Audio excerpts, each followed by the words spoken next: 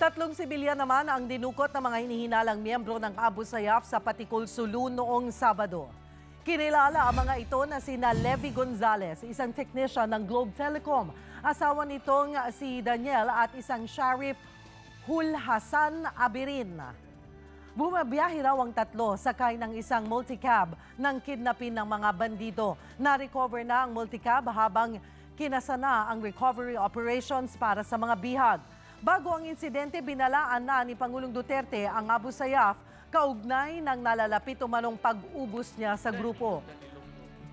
Wala na rin daw balak ang Pangulo na makipag-negosasyon sa mga Abu Sayyaf na itinuturing nitong mga kriminal.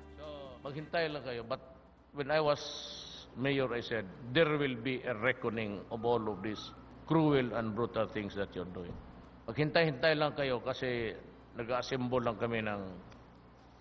But there will be a time na sabihin ko, pasukin nyo, tapusin na ninyo to the last man para wala na tayong problema.